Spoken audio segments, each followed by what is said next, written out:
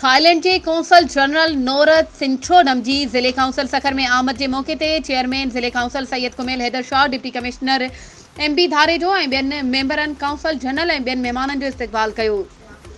बाद में ज़िले काउंसिल हॉल में कोठाई वई तकरीब डिप्टी कमिश्नर एम.बी. धारेजो, प्रोटोकॉल ऑफिसर थाई council Mubeen Ahmed Ansari, SSP Sukkur Amjad Shaikh, AC Sukkur Sobia Falak, AC Rohri Labika Akram, अगुणे ज़िले chairman Sardar Taqi Khan Dharejo, town chairman Tariq Hussain Chauhan, वापारी शख्सियत आमिर गौरी ऐं ॿियनि महिमान तौर शिरकत कई।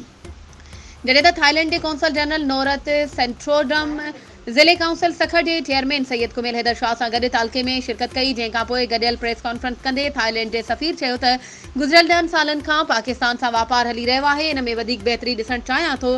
पाकिस्तान में हर साल खां रहां पियो। मां पहिरियों भेरो सखर आयो आहियां ऐं तमामु घणो ख़ुशि आहियां। वधीक ख़बरुनि ऐं अपडेट्स जे लाइ असांजे चैनल खे सब्सक्राइब कयो ऐं हा, बेल आइकन खे प्रेस करणु न विसारिजो त जीअं असांजी हर नई अचण वारी वीडियो तव्हां ताईं पहुची